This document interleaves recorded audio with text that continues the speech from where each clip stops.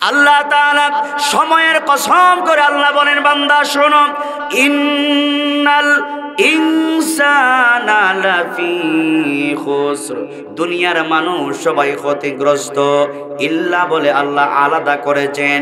আল্লাহ বলেন ইল্লাল্লাযীনা আমানু, ওই সমস্ত মানুষ ক্ষতিগ্রস্ত নয় যারা ঈমানদার। জোরে কোন কি দাঁড়, আসতে না, জোরে কোন কি দাঁড়। আল্লাহ বলেন ইল্লাল্লাযীনা আমানু, ঈমানদার যারা তারা ক্ষতিগ্রস্ত নয়। দুনিয়াতে মালদার হলে গর্ব করে, টাকাওয়ালা হলে গর্ব করে, বড় বড় সম্পদের মালিক হলে গর্ব করে, ঈমানদার হলে তার গর্ব করার কথা। জোরে কোন ঠিক কিনা। যে ব্যক্তি বলতে পারে ওয়াকালা ইন্নানি মিনাল মুসলিমিন, আমি হলাম একজন সত্যিকারের ঈমানদার। জোরে কোন সুবহানাল্লাহ। আল্লাহ তাআলা এক নাম্বার কর্মসূচি ঘোষণা করেছেন, ইল্লাল্লাযীনা আমানু, ও বান্দা ঈমানদার যদি হতে পারো, ঈমানদার যদি হতে পারো, ঈমানওয়ালা যদি হতে পারো, বান্দারে দুনিয়ার মধ্যে সবচাইতে যেই ব্যক্তির দাম, একজন ঈমানওয়ালার দাম সবচাইতে বেশি। কত বেশি জানেননি? হযরত ওমর ফারুক রাদিয়াল্লাহু আনহু আল্লাহর ঘর বাইতুল্লাহকে তাওয়াফ করতেছেন, তাওয়াফ বারবার আল্লাহর ঘর বাইতুল্লাহকে তাওয়াফ করেন। তাওয়াফ করতে করতে বাইতুল্লাহর পাশে দাঁড়াইয়া বাইতুল্লাহর দিকে তাকায়া বাইতুল্লাহকে বলে, এরে আল্লাহর ঘর বাইতুল্লাহ, তোমার সম্মান অনেক বেশি, তোমার মর্যাদা অনেক বেশি।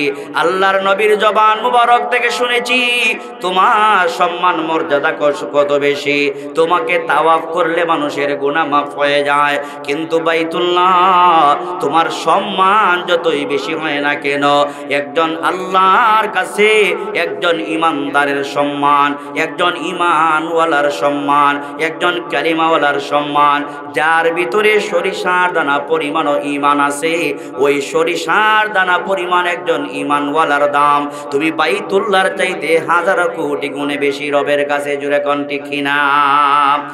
আল্লাহ তাআলা বলেন ইন্নাল ইনসানা লাফি খুসর, দুনিয়ার মানুষ সবাই ক্ষতিগ্রস্ত, কিন্তু ইল্লাল্লাযীনা আমানু, ঈমানদার যারা, ইহকালও তারা ক্ষতিগ্রস্ত হবে না, পরকালও তারা ক্ষতিগ্রস্ত হবে না। সুতরাং আপনি আমাকে সত্যিকারের ঈমানদার হওয়ার দরকার আছে না নাই? এক নাম্বার শর্ত হলো ঈমানদার হতে হবে। আপনার যদি ঈমান না থাকে, সারা দুনিয়া নেক আমল দিয়ে ভরে দিলেও আপনার 4 পয়সার দাম নাই। আর ঈমান যদি থাকে, একটা সুবহানাল্লাহ যদি বলেন, একবার আলহামদুলিল্লাহ যদি বলেন, আপনার মিজানের পাল্লায় এই আলহামদুলিল্লাহ উঠবে। হতে পারে আপনার সেই একবার সুবহানাল্লাহ আলহামদুলিল্লাহ কিয়ামতের দিনে মিজানের পাল্লাকে ভারী করে দিতে পারে।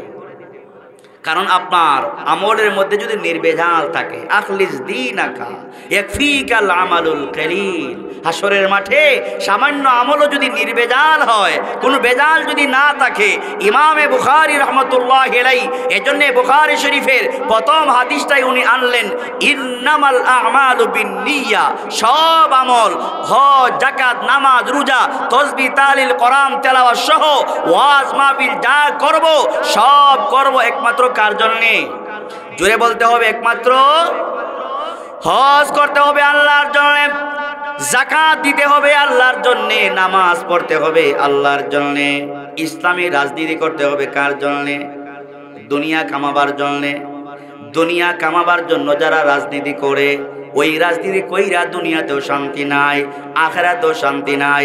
ইসলামী রাজনীতি যারা করে, আল্লাহর জমিনে আল্লাহর দ্বীনের কথা যারা বলে, আল্লাহর কথা বইলা বইলা যদি আল্লাহর রাস্তায় শহীদ হয়ে যায়, আল্লাহ বলেন ওয়ালা তাকুলু লিমান ইউকতালু ফি সাবিলিল্লাহি আমওয়াত, ও বান্দা টেনশন করবা না, চিন্তা করবা না, আমার রাস্তায় যদি জীবন কুরবান করে দিতে পারো, আমার রাস্তায় যদি তুমি জিহাদ ফিসাবিলিল্লাহ করতে পারো, ওই রাস্তায় যদি তুমি মারা যাও, ও বান্দা তাকে তোমরা মৃত্যু বলবা না, তাকে তোমরা মরা বলবা না, বাল আহিয়া, বরংস আমার বান্দা জিন্দা।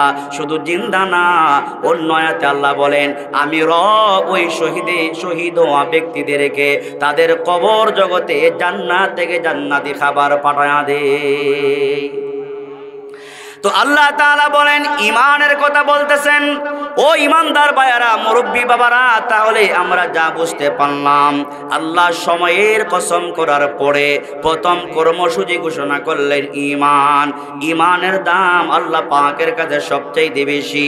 কত বেশি শুনেন, আল্লাহ তাআলা সূরা হামিম সাজদার মধ্যে বলেন ইন্নাল্লাযীনা ক্বালু রাব্বুনাল্লাহু সুম্মা ইসতাকামু তাতানাজ্জালু আলাইহিমুল মালাইকা। সুবহানাল্লাহ বলেন। আল্লাহ তাআলা বলেন ইন্নাল্লাযীনা ক্বালু রাব্বুনাল্লাহ, নিশ্চয়ই যারা বলে আমাদের রব একমাত্র কে। এত আস্তানা মহব্বতে বলেন আমাদের রব কে।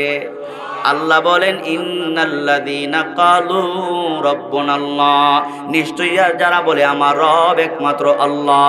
আল্লাহকে রব বলার পরে, আল্লাহকে রব বলার পরে সুম্মা ইসতাকামু, আমার দিকে তাকান, আল্লাহকে রব বলার পরে সুম্মা ইসতাকামু, বান্দা আল্লাহর পরিমাণ আনার পরে ঈমান থেকে বিন্দু মাত্র নড়াচড়া করে না, বান্দা এদিক সেদিক দৌড়ায়া যায় না। এমনও ঈমানদার আছে সামনে কাতারে নামাজে দাঁড়ায়, আবার দুর্গা পূজার সময় হইলে দুর্গা পূজায় যায়, এমন মুসলমান আছে না নাই? আওয়াজ করে কোন আছে না নাই? ও বান্দা, তোমার কেমন ইমানদার, কেমন ইমানওয়ালা হইলা, নামাজেও সামনের কাতারে যাও, তুমি তোমার রবকে খুশি করতে চাও, আবার দুর্গা পূজা যাইয়া ওই শয়তান ইবলিসদেরকে খুশি করতে চাও। ও বান্দা শোনো, ও বান্দা শোনো, যদি তুমি ঈমান আনো, ঈমানের উপর তুমি অটল থাকতে হবে। ওই ঈমান আনার পরে ইস্তেকামত থাকতে হবে। ইয়া আইয়ুহাল্লাযীনা আমানু উদখুলু ফিস-সিলমি কাফা ওয়ালা তাত্তাবিউ খুতুওয়াতিশ শাইতান।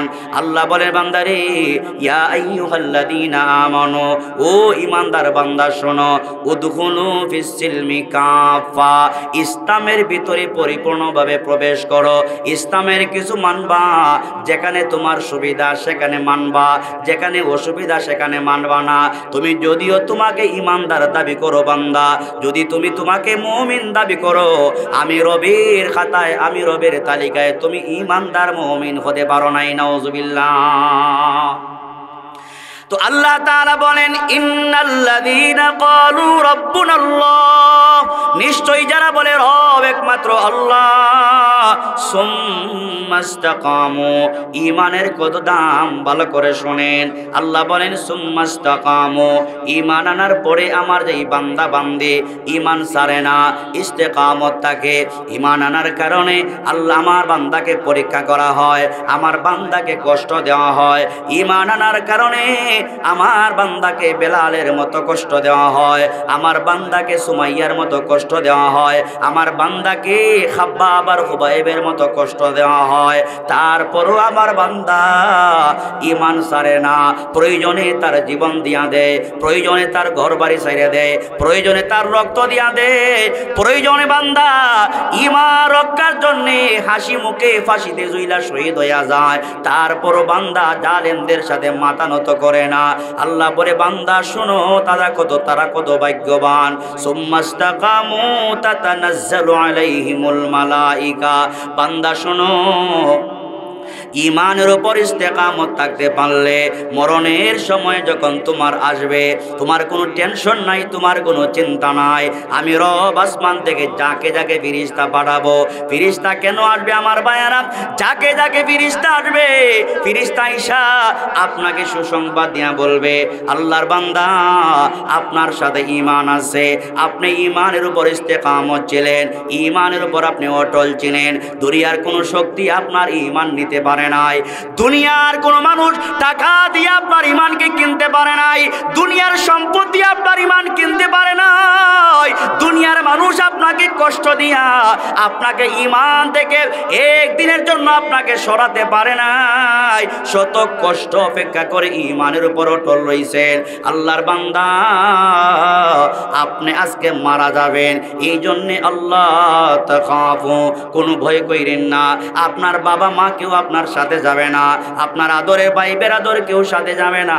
ওয়ালা তাহজানু, একা একা কেমনে কবরে থাকবেন? আল্লাহ জানাইয়া দিয়েছেন ওয়ালা তাহজানু, আপনি একা একা কবরে গেলে আপনার টেনশন নাই, চিন্তা নাই। দুনিয়ার জিন্দেগিতে আমরা আপনার সাথে ছিলাম, নাহনু আউলিয়াউকুম ফিদ দুনিয়া ওয়াল আখিরা, আমরা এমন ফেরেশতা আপনার সাথে দুনিয়াতেও ছিলাম, কবরেও থাকবো, মিজানেও থাকবো, হাসরেও থাকবো। আল্লাহর বান্দা, ঈমানের উপর ইস্তেকামত থাকার কারণে আল্লাহ জানিয়ে দিয়েছেন ওয়া আবশিরু বিল জান্নাহ, তোমার জন্য জান্নাতের সুসংবাদ। ঈমানের উপর ইস্তেকামত থাকলে জান্নাতের সুসংবাদ আছে না নাই? আওয়াজ করে মহব্বতে বলেন, ঈমানের উপর ইস্তেকামত থাকতে পারলে জান্নাতের সুসংবাদ আছে না নাই? তাহলে আমরা ঈমানের উপর ইস্তেকামত রাইখা জান্নাতের সুসংবাদ পাইতে চাই কি চাই না?